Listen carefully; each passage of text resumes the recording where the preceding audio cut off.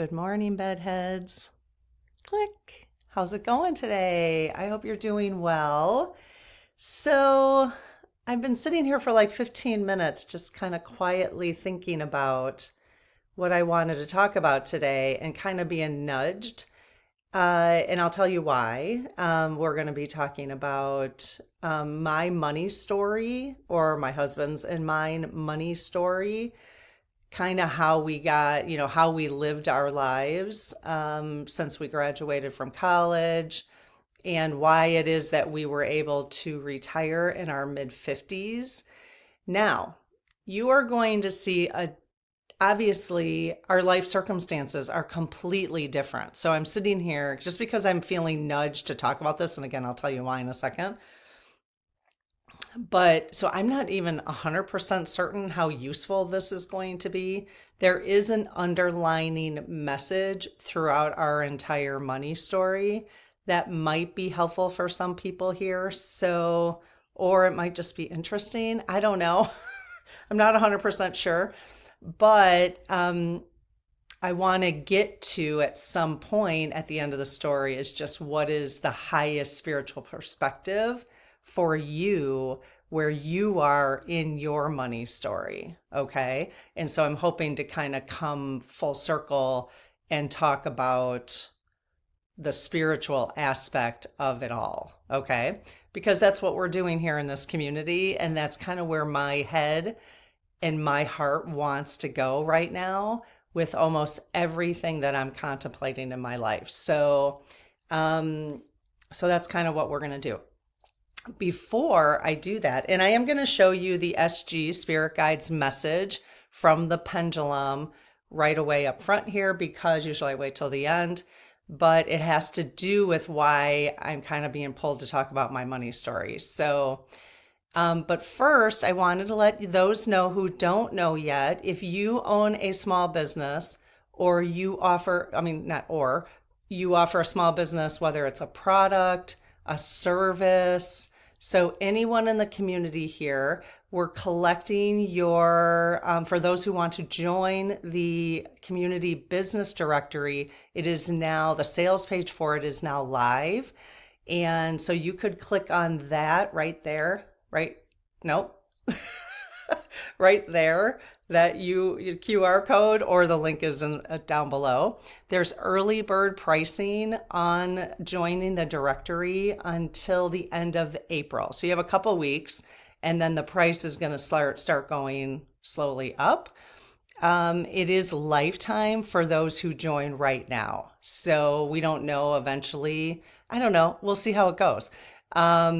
Eventually it may be a monthly fee. We don't know yet. So we're just taking it one step at a time. But the goal is to keep it as reasonable as possible for all of our business folks here, and to be able to share then all the amazing things that people are doing in the community here. So eventually you as a community member will see the directory. So we're super excited about that.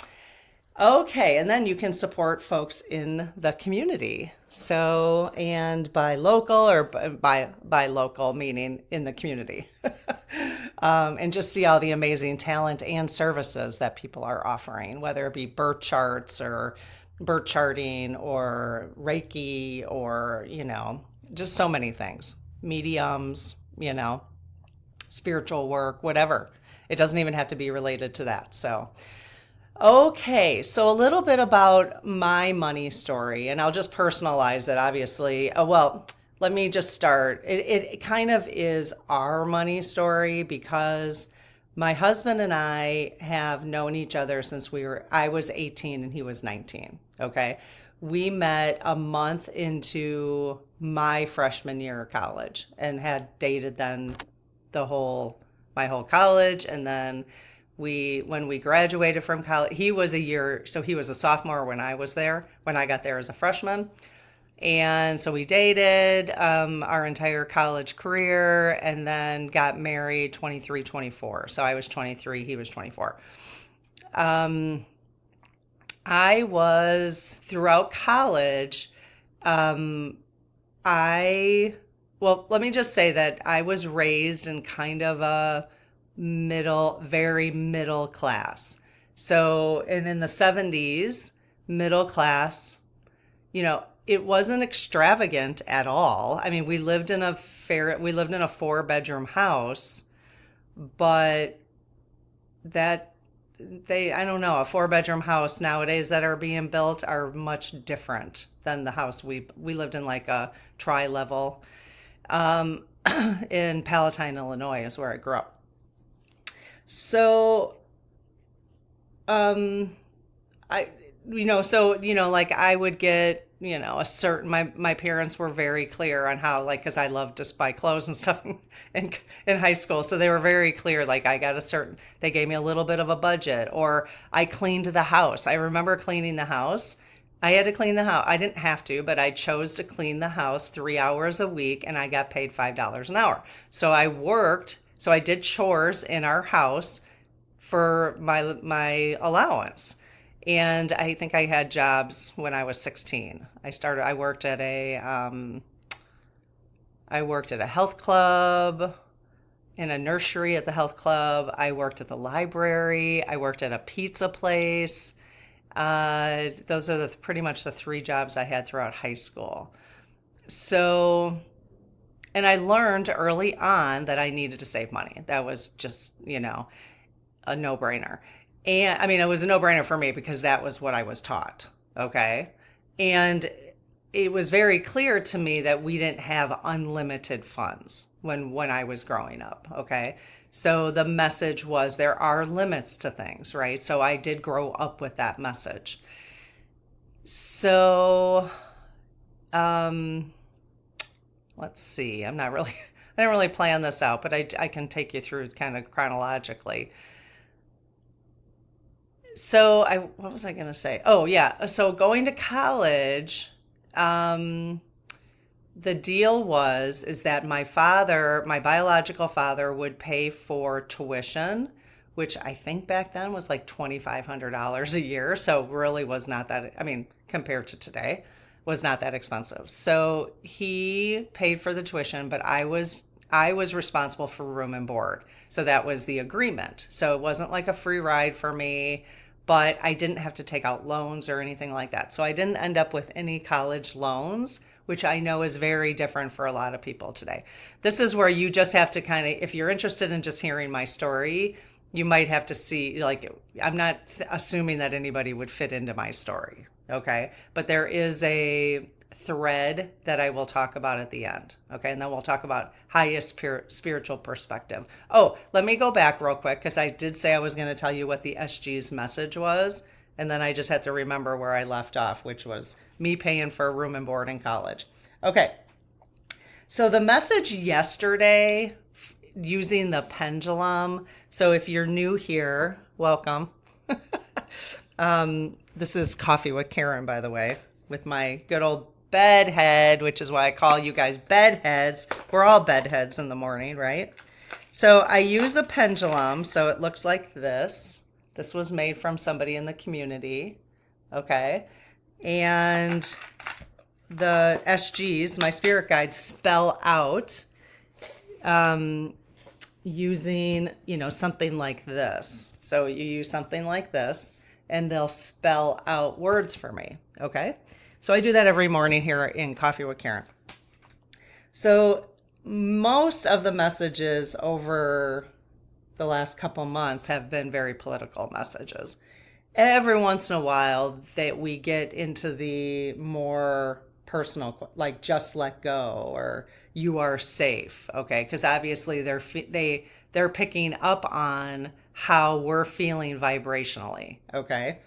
So yesterday on the 13th of April, they said, why are you worried? Why are you worried? And this is like the first, they've never asked us questions before. So the 2 months that I've been doing the pendulum, which I've always spoken with my spirit guides through the dowsing rods, like for years and years and years, but I've never used a pendulum, and it's really quite delightful because you can get just direct messages from them. Like I asked them this morning, what do you want me to talk about? Because I don't normally do that, but I was feeling a little stumped of what I wanted, what I was inspired to talk about today, because the F-45 story is getting really old and boring to me. And I know that obviously that story's not over. And I'm going to continue to, take action and continue talking about stuff here. But today I wasn't feeling inspired to talk about any of the shenanigans, because I kind of just want to continue to stay big picture. Okay. Which, by the way, in case I forget, I'm sure you know, but this Saturday, April 19th, is the next action day. So if you're not sure where protests will be, I think the protests are going to be building. So it's on 5051. So if you spell out 50one.com, you'll find it. Okay. I'll list it down below in the description. Okay. I got to write that down. 5051. Okay. So let us know, let each other know what you're planning on doing on the 19th. If you can't attend a protest, you can do other things, right? You can do the postcard, you can make phone calls, you can do something to take care of yourself, which is where we're going today. Okay. So why are you worried was the message yesterday. Okay. And I did ask, why do you ask that? And they said, trust God. Okay, so these are all my messages that I keep track of. Okay. Today, the message was, let me just take a quick sip. Today, the message is, why are you doubting? So, and then again, trust God. Okay, really interesting. One, this is not a religious channel. This is an spiritual exploration channel. Okay. And I am just recently developing a relationship with God because of my upbringing with God, basically. That's another story. Okay. So why are you worried? Why are you doubting? Those are the last two messages we got. Okay. Yesterday when I went on and I was looking at comments, I saw somebody said, well, I'm worried because I got to pay bills. I'm worried about the economy, all that kind of stuff. Okay. I'm like, okay, absolutely. Absolutely. So what that told me is that somebody's basic needs are being threatened. Okay. And maybe have always felt threatened. Because the bottom line is what we have done in America, it's very, very clear from a government perspective down to the consumer, is most people live above their means. Most people spend more than they make. Okay. I don't have any stats on that, but first of all, our nation is in crisis. That's one of the reasons why the nation's in crisis, because we keep spending more than we make. Okay. And that has trickled down to everybody maxing out credit cards and that sort. Not everybody, but I don't even know what percentage. It feels high.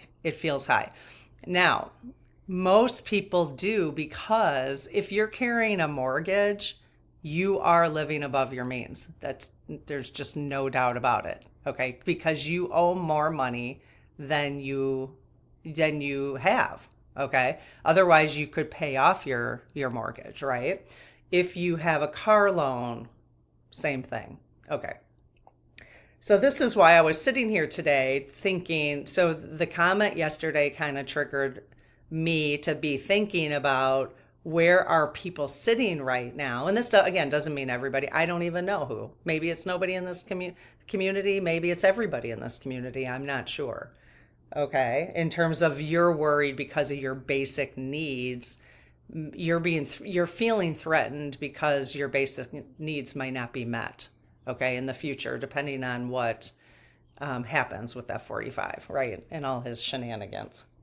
So, I mean, we have a considerable amount of money because of how the story I'm going to continue with, and that we're retired. I mean, we have a retirement income basically. Okay.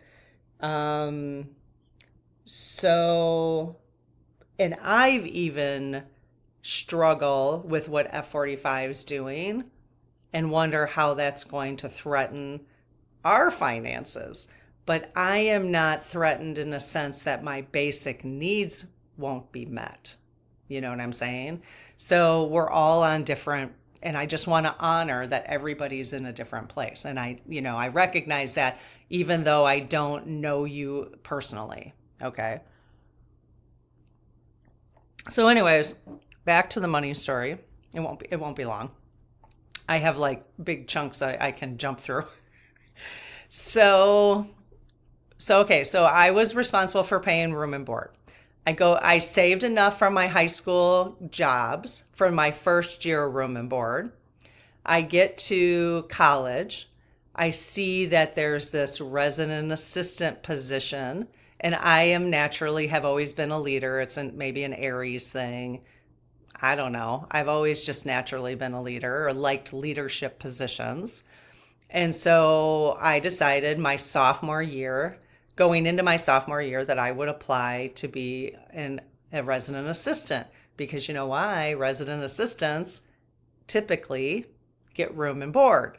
So I'm like, hey, if I'm in charge of room and board, I'm going to apply for this job. I didn't know if I was going to get it, but thought I'm going to apply for this job. So I did, and I did get the job my sophomore year. Junior, senior year, they had where I went to school, which was at Winona State University in Minnesota. They had what was called resident coordinators, I believe. This was a long time ago, so I don't know if it's still called that, but they were resident coordinators, so like assistant hall directors.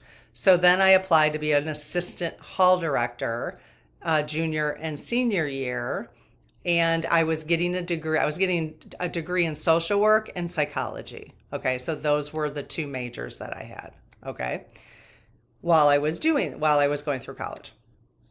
Now I was an RA, and then I was an assistant hall director. So what that assistant hall director meant is I got room and board, and then I also I ran the hall office with the other other RAs. They had to run the office, or they had to sit at the office and do hours and all that kind of stuff. So I got paid hourly, so I made a little cash, basically.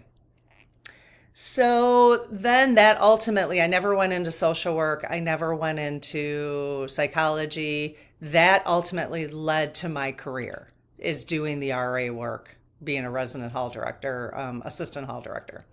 So the first job, then I applied to be a hall director, okay, so at a college. So my first job was up at Northern Michigan University. So we went up to Marquette, Michigan, and the beauty of that for us, again, as a hall director, depending on where you would go, we had free room and board. Okay. Now I was I swear, I think my salary was like 21,000 or something. Now I had a bachelor's degree and my salary was like 21,000, but it was in the early 1900s, early 1990s. And 21,000 still was not a lot, but I did have free room and board. So my husband, who a year later would become my husband, but we were able to save. He was probably making the same amount, So we've never made huge amounts of money in our jobs ever throughout our entire career. I'll just tell you that right now. You'd think working at a college, you make a lot of money. It's not necessarily true. It depends on the positions you hold. Okay. So we were able to save for 5 years, because I was a hall director for 5 years. We were able to save one full salary for 5 years. And I did start investing early, like at age 21. Okay. We started investing. So we would put away a certain amount, 10% or whatever, in the in a safe, not safe, but S&P or something like that.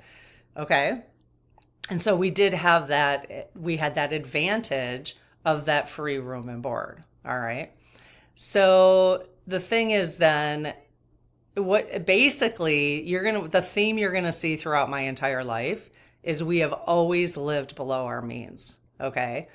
And because we never felt comfortable, and I'll tell you how we did it with housing, okay? Because that's always the challenge, right? Um, and I think the issue is in the United States, especially the Western world, we are taught to not live below our means. I mean, we just really are. It's encouraged. The consumerism, the behavior of consumerism is encouraged that way. It just is, you know. And so for some reason, well, partly if it wasn't for my husband whose parents grew up in the Depression, so or his mom, yeah, his parents grew up in the Depression. So that definitely and he probably grew up I mean they were, I would say, middle class where they lived, but probably not like we did where when I was growing up, probably a little bit less, okay? So um so he has always had, you know, and he was taught very, very strict on spending money as he grew up. Really, you know, because they just didn't have, they had a lot of kids, they didn't have a lot of money. I mean, they had money, but they had just enough to, you know, to keep things moving, basically. So that is really the theme you're going to see, is that we have always lived below our means. Okay, so when we moved to Wisconsin, then, okay, I did get a job at a college, which is where I stayed then at that college for the rest of my career, basically. And I remember my first contract was $23,000. I had a master's at this point. Now, I did get a master's degree up at Northern Michigan University for free because I was working at the college. So that was a huge benefit. Also, so yeah, my salary was 21,000 or whatever, and probably grew a little bit after that. But the fact that I got a free master's degree, you know, that really, and then room and board, that really helped, right? So I had a master's degree now and no college debt. So that was beautiful, right? So, but these are all deliberate choices that I made, you know. I liked the idea of the room and board, and obviously the career led me there. Okay. So, but I had been working again, you know, which probably most of us had since high school. So when we moved to Wisconsin, I got a job at the college. Again, I remember my contract was like 23,000, and this is in the middle of the 90s now. This is like 1996. And within probably, so we rented for like 3 months when we first arrived, and then we bought, I was like, I gotta buy a house, you know. I really wanted a house because we'd been living in a residence hall for 9 years. 4 years in college and 5 years after college. So I've been living in a residence hall for 9 years, which I loved. I mean, it was amazing for the most part. But then we owned a house for 4 years. Okay. Now we realized once we owned the house, and we were fortunate enough to buy the house I think we bought it at 119, and we were able to sell it at 150. So within 4 years. So we did have a nice little chunk of change that we were able to put into the next move that we made, which is what I'm going to tell you. So we realized in 4 years that we were living paycheck to paycheck, and we did not like it. Now, I had read, because we had this mortgage now, okay, and now we also owe more money than we are making, okay, because we had to pay 119,000 on this house. So, you know, we didn't take out, I mean, in the 1990s, 120, I mean, it wasn't extravagant. It was a 3-bedroom ranch, not extravagant. The basement was not really finished. It was partly finished, I guess. But so we didn't, I had read a book, many of you may have heard of it. It's called Your Money or Your Life. Okay.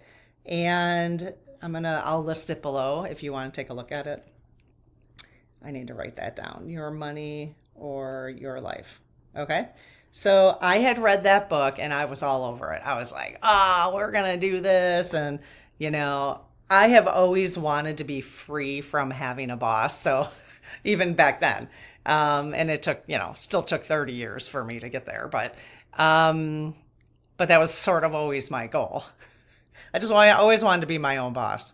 And, but I read that book, Your Money or Your Life, and I was like, we are gonna, do everything this book says. And even that, with our salaries, he had a bachelor's degree, I had a master's degree. With our salaries, even with that, it was very hard to still pull off. So after 4 years, we had decided that, we had helped a friend move into a condo area. And we were like, had a pool and we were like, yeah, that's how we want to spend our Saturday afternoons. We don't want to spend our Saturday afternoons cutting the lawn and shoveling in the winter or whatever. So early in our 20s, we moved to a condo, and we've been living in a condo our entire lives, basically.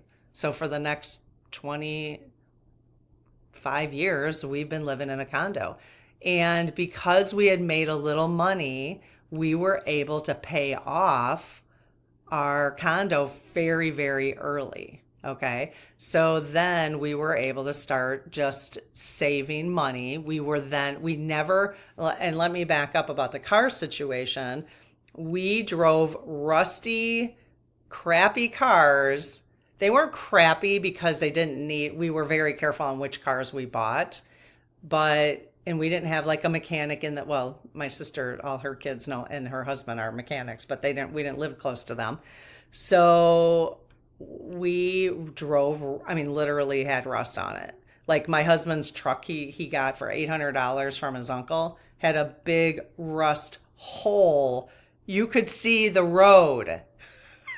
You could see the road. We were driving around northern Michigan with that truck. It was crazy.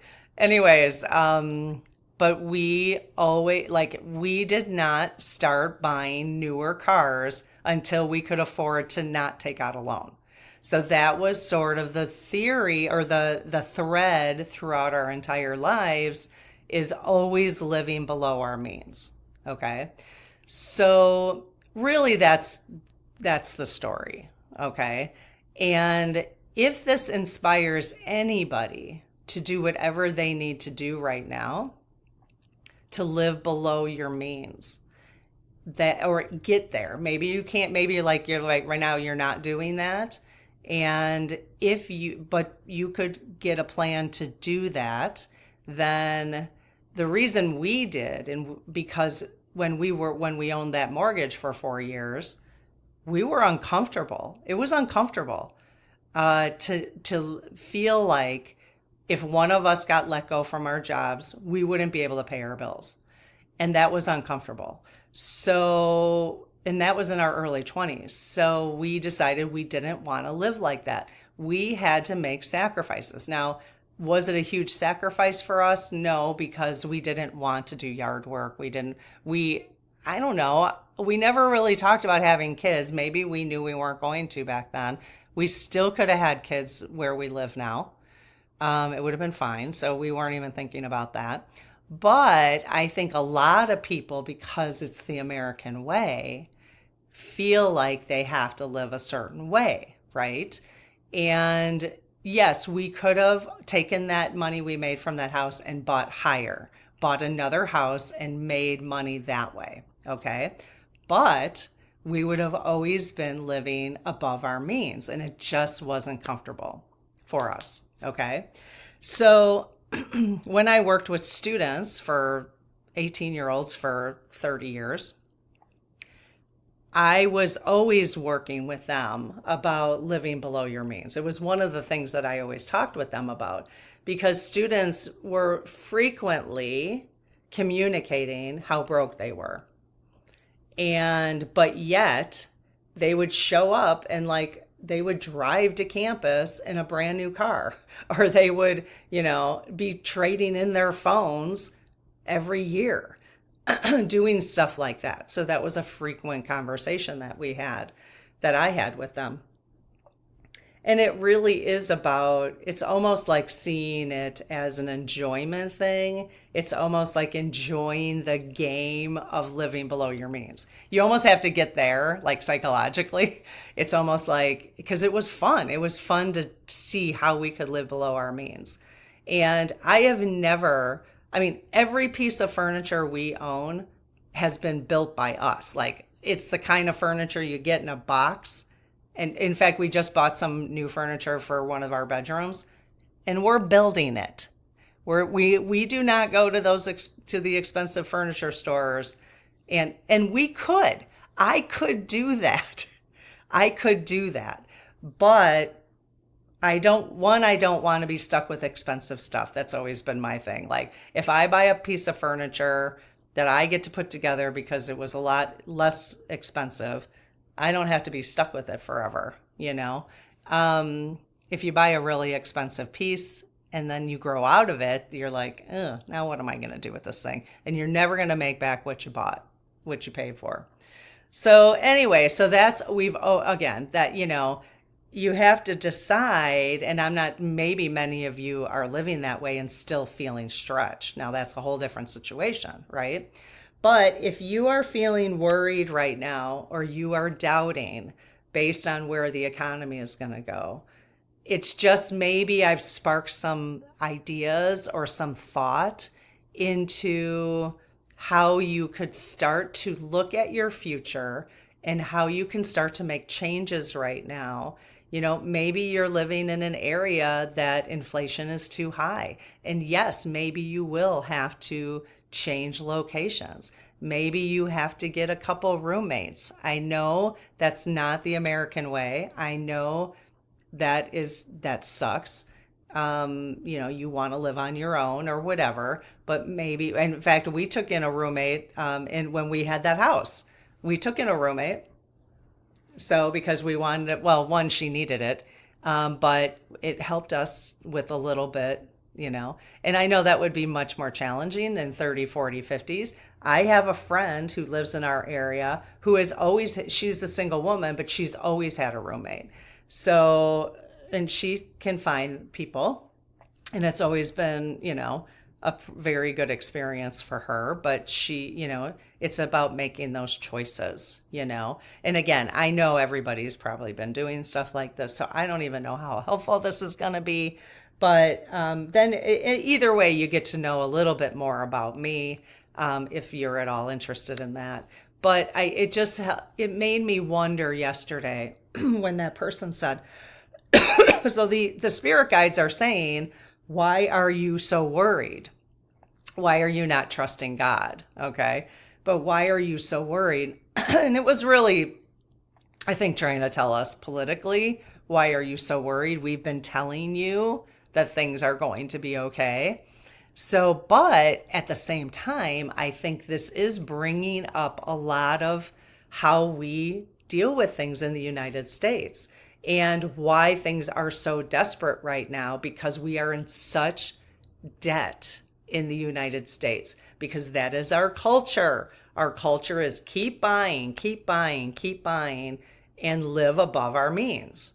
And as a culture, one of the things we have to start expecting is our representatives to stop living above our means. We have to start doing that as a society, as a country. We have got to stop doing that. But it's going to have to start here. We have to start individually. We have to start it first, right? So think about how you can start doing that if it's necessary. Maybe you can start selling some things. You might have to make different choices, but what it does is the peace of mind that comes with that is beautiful. The peace of mind is so much more important than an expensive piece of furniture. Because the expensive piece of furniture that you feel like you had to have is probably like, why do you have to have that? Why do you have to have it is the question, right? What is the shadow work that, that you could do, that what is it about needing to have more and more and more and different, right? I definitely have to work on that shadow stuff because I've told you in the past, I collect things and then I get rid of them. I collect things, I get rid of them. Part of it is just a change of interest, things, you have an interest in something, you're creative, stuff changes. But so hopefully this just sparked a little interest. And, and obviously because then we lived below our means, we were able to save money, and then we were able to put it in the market in a index fund and let it grow. And who knows what the market, they're going to have to clean that whole thing up soon, hopefully. Because right now it's just it just doesn't feel right. It doesn't feel like it. If you're a little older, it doesn't feel like it used to feel. There's no regulations on it anymore. Even our president is pumping and dumping. It's like, now it's just a huge casino. So we're going to have to deal with that too. But the key here is that we have to, what this is coming back for me, all the stuff that's going on out here, what keeps coming back to me is what can I do to take care of myself? And then because we need to take care of ourselves first. And yes, I do think we need to still show up for protests and do these things, right? But we need to work, we need to look inside, we need to take care of ourselves, we need to say, what do I need to do to set my future up so that I have peace of mind? What can I do to set that up? And even if it takes 5 or 10 years, start the plan now. Yes, maybe it won't happen tomorrow, but it will happen if you start the plan now. And I think a lot of people feel stuck or feel worried because you feel like you have no control over what your future looks like. Okay. But you do. 1, you can trust God. 2, you can ask for what you need, and then take action and follow your intuition, which is often what we're talking about here. So first ask, and then let it go. Let the divine timing work itself out and take inspired action, basically, so that you're following your intuition. So maybe this conversation has inspired some sort of action or something for you to be thinking about, and that would be perfect. If it was just a tiny little spark, then I've done my job today. So I don't know. I kept I did ask the SGs, like, should I tell my money story today? Is that, because it was kind of like sitting on, here. And so they said yes. And I'm like, okay, but I don't know if that's going to be helpful. But so you'll have to let me know. Okay. Now I did ask what card they wanted me, what oracle deck they wanted me to use today to kind of unpack this story. Why are you worried? Why are you doubting? And so they chose the yogic path. Here's all my decks, and I shuffle those, and that is the one that they chose for today. So let's see what messages they have about why are you worried? Why are you doubting? Those are kind of what message might they have for you in the cards. Okay, so we'll ask for each of us collectively for a message. Okay, so I close my aura to all but my higher self, the God consciousness, my guides, guardians, and all of those of the purest and highest light. I ask Archangel Michael to please protect this channel and this community so it is only of the highest and purest light as well. Amen. Okay, so the thing about this deck is there is going to be a name on the card that I'm not going to try to pronounce. Some of you know I have dyslexia and I do have a harder time pronouncing certain words, but these words, yeah, ain't gonna, I'd have to stop and check the pronunciation, but you can do that. You can look at the name if you want to learn how to pronounce it. But the messages from this deck are pretty cool. So again, the SGs wanted us to use this. So I'm going to ask for all of our spirit teams to collectively come together right now so that each of us can get the message that we need. Okay, so these just fell. Let me just make sure. So this is the back side of the card. It's kind of pretty, huh? Okay, so, and again, did I show you what we're using? The yogic path. It actually looks like this. That's the box. Isn't that cool? Okay. Every time I show stuff, we have them listed in the description below. So where are the dowsing rods? Okay. I barely even shuffled, but we got those out. So are these the cards you want us to have? Yeah. Are there any others in the deck? No. Okay. The one on the right. Yes. The one in the middle. Yes. And the one on the left. Okay. So they did 3. So that's telling me, I didn't ask, whether I didn't even think about doing a pick one, but they gave me 3. So since they gave me 3 and they want all 3 of them, we'll go ahead and do a pick one. Let me just ask. Do you want you want them to do a pick one? Yes. Okay. So just, if you haven't done this before, all you really need to do is you can just pick a number right now and trust that that's your intuition giving you that number. You can wait to hear all the messages and just feel which messages feel right to you.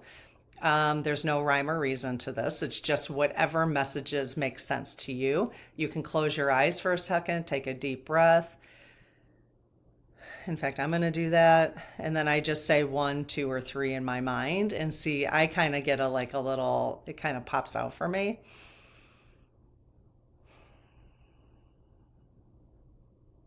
Okay. You can pause it if you need to. This way, whatever, you can trust that whatever number came into your mind is maybe the card that you needed to hear today. Okay. So this is number 1. So I'll show the image first and then we'll read about it. Okay. So see if you pick up anything. And again, they're giving us some messages on why you are worried. Why are you doubting? Because those are the questions they have for us today. And I'm worrying and doubting about certain things myself. So, okay. What do you see?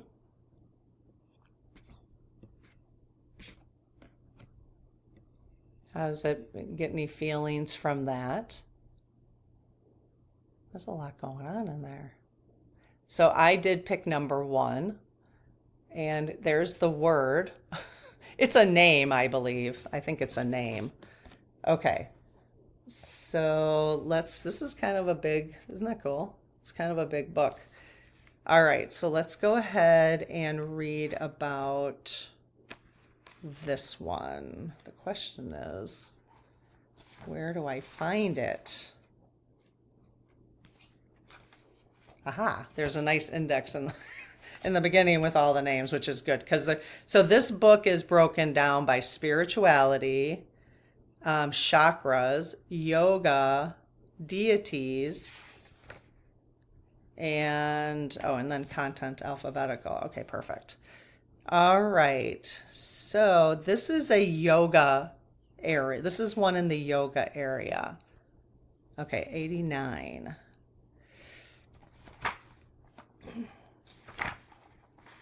Okay. I think there's even some people in the community who know about this yogic philosophy. I think it's a philosophy. Okay, so the message here is self-study. So this was upright. Okay, so there is a reverse and an upright. I'm pretty sure this was upright. Yeah. Okay. So here's the message for us. We were each born with a book of infinite wisdom, stories, inventions, and emotions. This book is our own consciousness. If we take the path to truly studying the self, shadow work, what a surprise, we will never become bored with our findings. Instead of trying to acquire more information or more stuff, right? Take the focus inward. There are cosmoses in your consciousness you have yet to venture into that have more beauty than any artwork, more mystery than your favorite thriller, more magnificence than all earthly creations. How amazing! However, the passport required to reach these vistas is stillness. Through withdrawing from external stimulus, you can move into the true stimulus, the world inside and beyond you. So, what an amazing message about why are you worrying? Why are you doubting? You have everything you need inside of you. It is more beautiful inside, what this message says, than the most beautiful artwork on earth. Okay? So, owning the most beautiful artwork on earth, you already have it inside of you. Okay?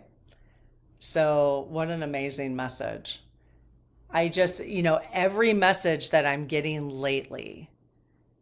And so it's kind of shifting my consciousness, which is where I'm trying to figure out how to shift it here with you guys. I mean, we've always sort of been talking about through all this political drama and trauma is talking about taking care of ourselves, right? But I'm getting more and more to how do we do that on a deeper level. And I'm hoping that people will want to go there with me. So, because I really think that's where the answers are. Okay, so this one was reversed. And I'm going to show you the picture upright first. Well, maybe I'll show it to you reversed first.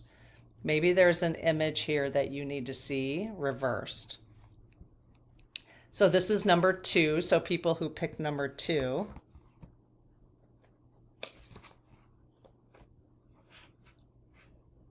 Okay. And then the image this way.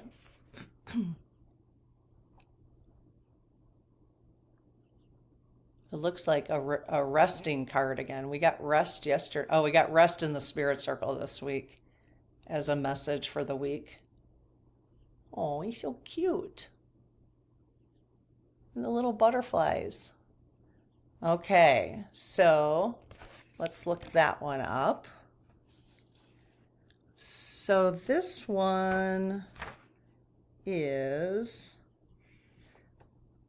Okay, number 41. 41. I'm really digging this deck. Okay, so the words for this are density, dullness, and oh, I can't pronounce it. Inertia. Inertia. Normally I would stop and so Inertia. Okay, so this card was reversed, okay? Perhaps you are feeling stuck. You seem not to have the energy that you used to and feel like the fire within you has been put out. So that's, the card was like this, but yeah, okay, look at them. You may feel heavy, absent-minded, and lazy. My dear, you have been in the cocoon for too long, and you've forgotten you have wings. Create movement and novelty in your life. Practice sun salutation upon waking. Take long walks in nature. Clean up your house. And I don't think just physically clean up your house. Clean up your house inside also. Let go of all tasmasic foods, TAMASIC, those that are packaged, fried, or full of sugar and refined flour. It takes effort to get the wheels moving at first, but once you make that push, you'll be in effortless flow. Okay, does that resonate with anybody about feeling stuck? I can see if you're feeling stuck, why you would be, why the SGs are asking, why are you worried? Why are you doubting? Well, it's hard. You can worry and doubt when you're feeling stuck for sure, right? Okay, so this is for those who picked number 3. This was an upright position. So let's see what you get there.